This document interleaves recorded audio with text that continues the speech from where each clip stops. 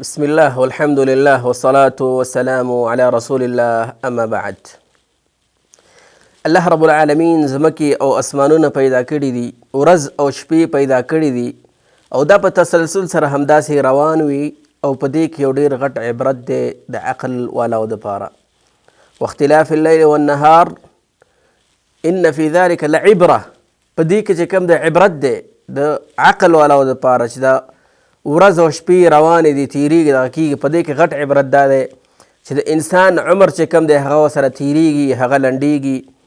او د آخرت طرف ته او خپل مرګ طرف ته هغه نږدې کېږي. د 1442 کال دا آخري ورځې دي، تقریبا 15 ورځې یا داسې د دې نه ډېرې به پاتې په دې کې هم یو عبرت دی چې کله کال ختم شي انسان باید دې کې دا سوچ وکړي چې ما په دې کال کې څه کړي دي، ما په دې کال کې الله رب العالمین دپاره څه مخکې کړي دي او الله رب العالمین د ما نه څه غوښتي دي، ما په دې کال کې څومره د قرآن تلاوت کړی دی، ما په دې تیر شوي عمر کې څومره ختمونه کړي دي، څومره مې زکاتونه ورکړي دي، څومره مې د نیکۍ کار کړی دی،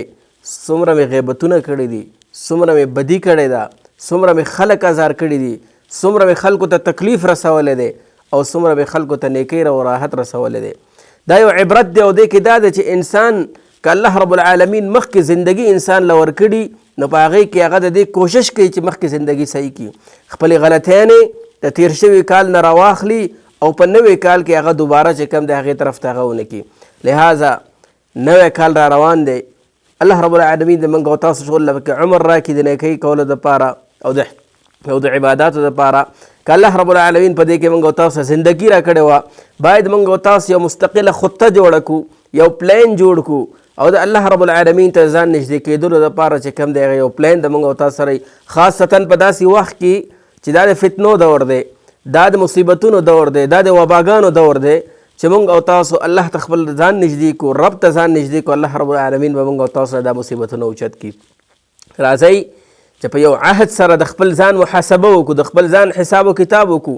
مخکې د دې نه چې الله رب العالمین د موږ سره حساب و کتاب وکړي. د کال ختمېدو نه مخکې باید موږ او تاسو دا حساب وکړو